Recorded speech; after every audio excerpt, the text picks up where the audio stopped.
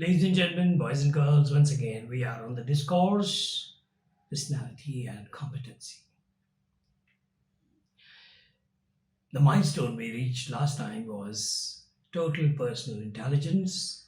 In that, we made a statement: if you are aware of your weaknesses, it is as good as your strength, and if you are aware of your strengths, it is if you're not aware of your strengths, it is as good as your weakness. So maybe continue from there. It brings me to discuss an idea about or idea of why we at all had a phase that is represented by 9 features. And I had already told that this is 3 by 3 matrix. Maybe we have a 4 by 4 matrix. We don't know. We might be more accommodative of more possibilities and therefore increase the number of traits. It's possible. So this 3 and 3 is makes 9 features of a phase, and that's number 9 or 10 or 15 is like a starting point of a competency. That's my trade secret. It's a starting point of competency. The congregation of certain number of traits creates a competency. But it is not directly each phase is not directly a competency, because while we are putting the phase, we are trying to distinguish each of the contents of that phase. Meaning, if a certain color A1 appears in phase 3, it will not appear in phase 4. So for a time being, we are going to look at these A1, A2's colors as unique in the respect of their belonging to a phase, which is not true at all. This is not true at all. It is not going to happen like that. It's simple. If you put a salt in one of your recipes, it doesn't mean another recipe you cannot have salt. You have to put only sugar. It doesn't happen like that. We make several recipes. So over a period of time, we will discover that competencies are made out of recipes of certain ingredients, and these ingredients is what my job is to bring in focus today. What are those ingredients? So again, we use a simple simulation. A kitchen, we have salt, sugar, pepper, okay, and then a chili powder, chili flakes, okay, green chilies, so several vegetables cut to different sizes, and several ways of making that gravy, okay. Then we have tomatoes, which is for bodybuilding of the gravy. We have corn powder for bodybuilding of the gravy. So many ingredients are there. Out of these ingredients, we cook few specialized recipes. Although when you're using the cube, I maintain once we use a certain ingredient, we'll not use it again somewhere else. This is simplified version. Otherwise, it will become too complex at too early a stage. We'll not be able to handle that kind of a problem. At least now we are in a position to have a clear look or clearer look at the problem. Solution will come much, much later. So the number of ingredients that go into making a certain recipe and the variance of that is what we are concerned with, because we now look at our performance as creation of a recipe. Right now we look at an exclusive recipe, a recipe which is made by certain ingredients, and those ingredients are not used anywhere else. A recipe that is made by certain ingredients and those ingredients are not used anywhere else. Hypothetical. Yet suits our level of problem solving. Currently, we are at a certain level of problem solving, and that suits us. I'm repeating this over and over again for the simple reason that please don't jump to conclusions. Jumping to conclusion is jumping to conclusion. It could be pretty self destructive. You're paying the cost for that conclusion that you make prematurely. If you go to a mother of a 5-year old child and you ask her to describe her child, what are the terms that she will use? What are the terms she will use? We are not currently worried about the authenticity of that. For us, for a time being, all it means is her love for the child, her expectations about the child, her dreams of the child. So, howsoever unfactful, unfaithful that data is, still it is very useful because we are moving on a channel of research. You're moving on a channel of research. We don't have a theory as yet to announce because we are not in a typical training program with limited perspectives and limited objectives.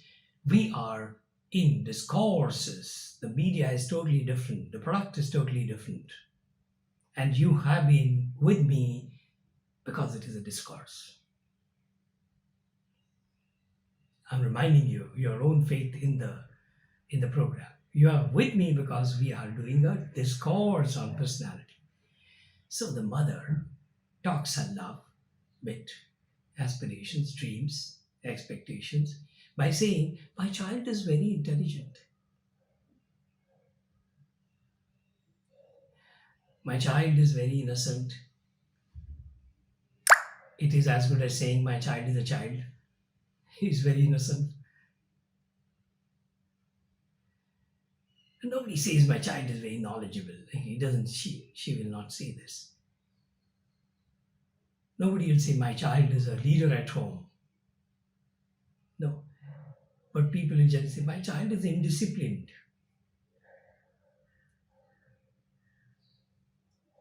I don't remember my mother saying this to me. But I think that was one of the reasons as a very obedient child. Because she never cursed her fate. I am not disciplined. Man is a product of circumstances, isn't it? But typically the mother loves to say, my child is indisciplined. She loves to say he's very inquisitive. He takes tool in his hands. He tries to push the buttons, tries to see its effect. He tries to these days hold a mobile. He knows everything. He knows where Papa's photographs are.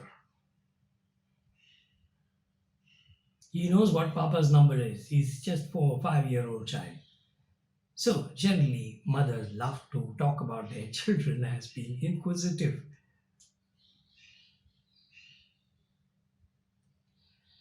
Some mothers do complain, my child is unorganized. He tends to fall. She or he has a flat foot, tends to fall. Some mothers do say he doesn't mix with people. Some mothers of the girl child love to say, my daughter is shy. Some mothers do like to say that my child is very confident. He or she, that little child, rules the world of parents and homes and grandmothers and grandparents.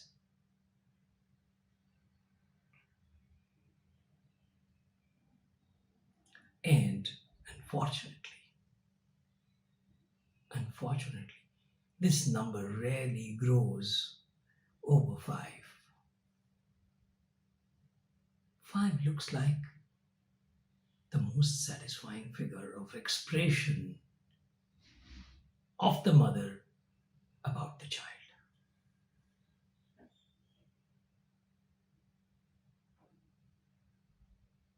Father, You change the perspective, change the camera from mother to father. Father might say, well, I think he's a bit analytical. I think he is quite social compared to what me and my wife is. It's quite social. I feel my child is bold. Maybe four or five more, he will add. Father being a father, you look at the child from different angle. Mother being mother, we look at the child from different angle. So more or less in each of the dictionaries, either of the dictionaries of the mother and the father probably have four or five notations. Sorry, four or five notifications. And they've spent huge number of hours and days with the child. They've seen the child growing from the birth to 5 year. These days, the family doesn't go out so much because child is a very big entertainer. It's a big occupation. They can't go to cinema because carrying the child inside is a problem. They can't go to many social functions because the child is not comfortable in the crowd, and so on and so forth. Our numbers are about five. That's a tragedy of how poor we are in terms of our resource value in assessing people. And then you are the father and the mother, and you are the ultimate, you're the school of thought, so to say. Mother is the first school of an individual. That is what I learned in my childhood. So, five, come off it. Number five, five assessments of the child. Five assessments of the child. Five only. Five only. Do you reckon with this pretty small number, do you reckon you are institutionalized?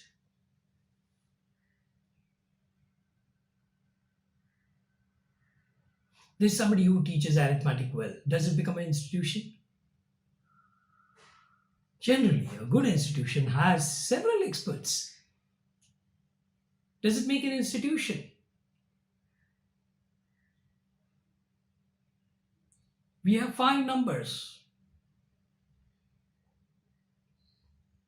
Maybe in a larger and greater parenting, where you have the grandmas and grandfathers coming in to assessing a child, probably that number would go to 8, 9, 10. 10 is a dream figure. In 25 years plus practice of practicing a personality clinic, where we handle a lot of issues related to parent and child relationship, and being a chief mentor in a school,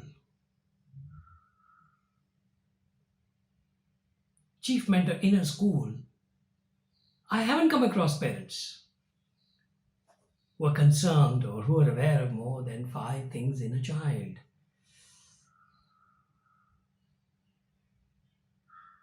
And now we're looking at one face and 9 colors.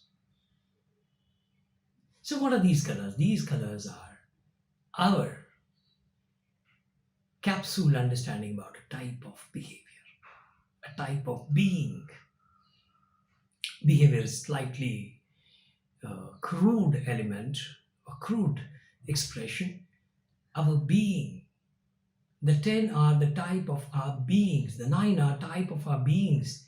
And we are looking at 9 into 6, 54 minimum. And we make a matrix larger than that, we'll have probably close to 100. With the same logic that one ingredient used here is not used again. That's the complexity of the problem. We are discussing a very close, very intimate, very made for each other relationship, like a father and a child and a mother and the child, especially the mother and the child. Very well hooked to the child. With that intimacy, we have 5 number, a pretty difficult number to talk about, to work with. And the question is, do you reckon you're going to be an institution based on these five ideas of life,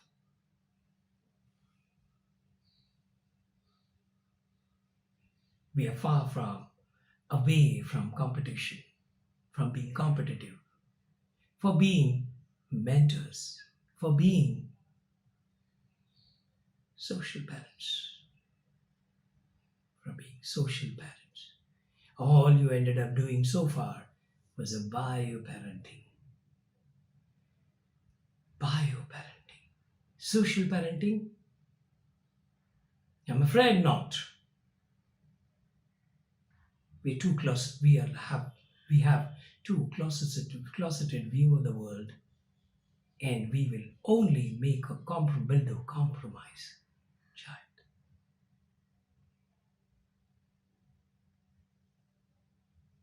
More of this as we follow the next episode.